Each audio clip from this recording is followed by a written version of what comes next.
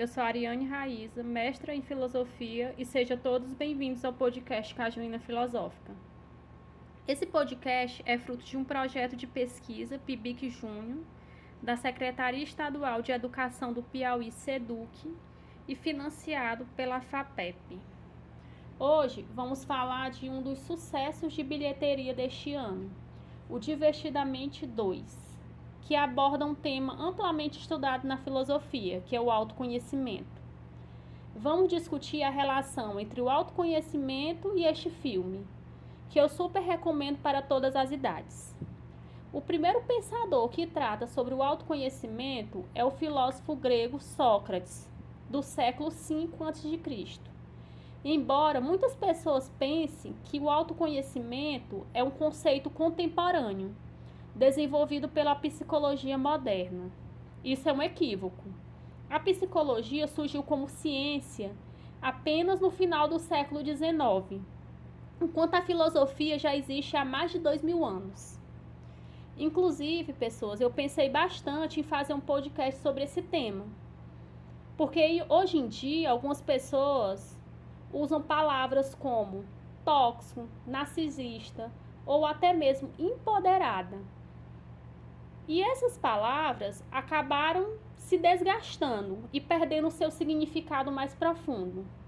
Eu percebo que o tema autoconhecimento, ou seja, o termo autoconhecimento, também perdeu seu verdadeiro significado pelo uso em demasia.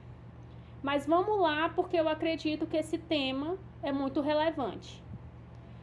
A famosa máxima "conhece-te a ti mesmo" é atribuída ao oráculo de Delfos e posteriormente também a Sócrates.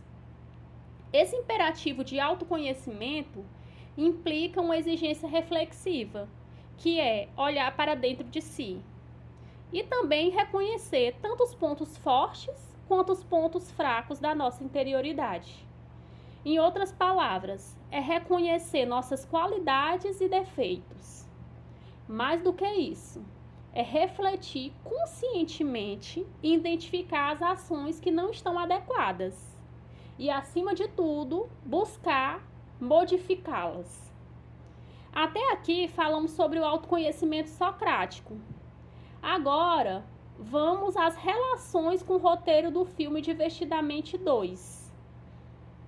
Divertidamente 2 é a continuação do filme Divertidamente 1, de 2015, que conta a história da Riley, uma garota de 11 anos que precisa enfrentar a mudança para uma nova cidade.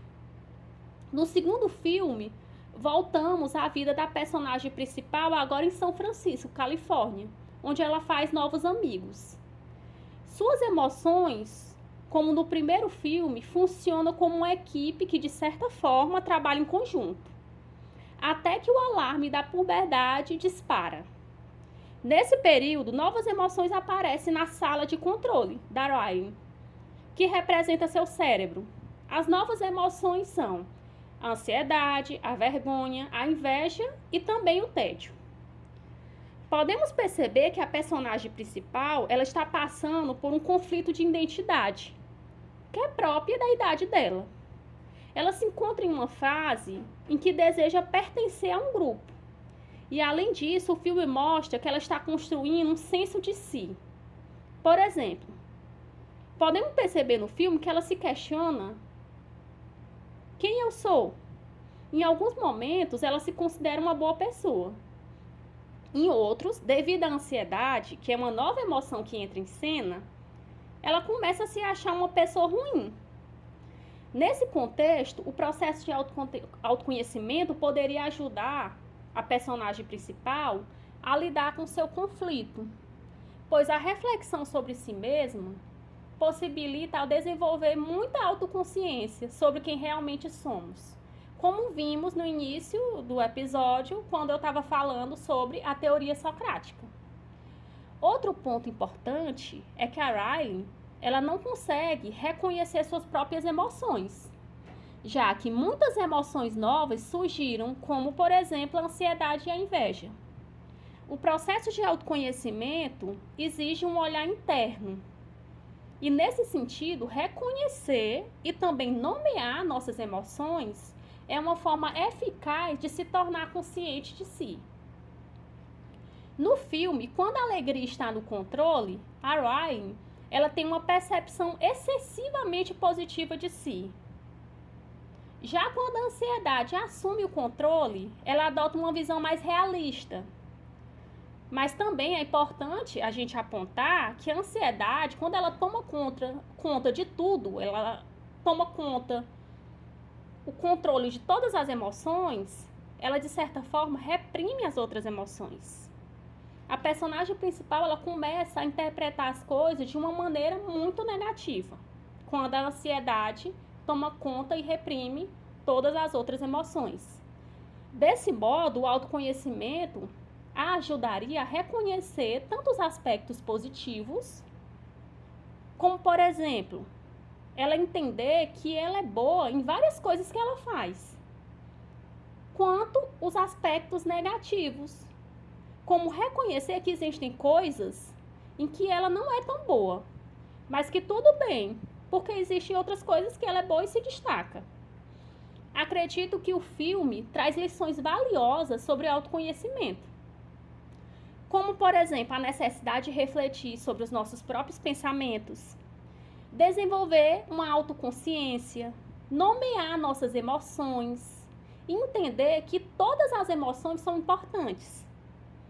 Além disso, o filme ele ensina sobre a importância de expressar o que sentimos e reconhecer que muitas vezes as adversidades podem ser oportunidades para o autoconhecimento.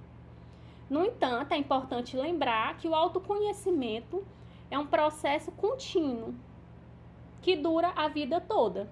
Agora vamos para o quadro Indicação Filosófica. Olá, meu nome é Jéssica, sou estudante da SEDUC. Gostaria de indicar os filmes Divertidamente 1 e Divertidamente 2 e o livro O que é a Filosofia Antiga do filósofo francês Pierre Hadot. Certo, pessoas, espero que vocês tenham gostado. Obrigada pela companhia e fiquem ligados para os próximos episódios.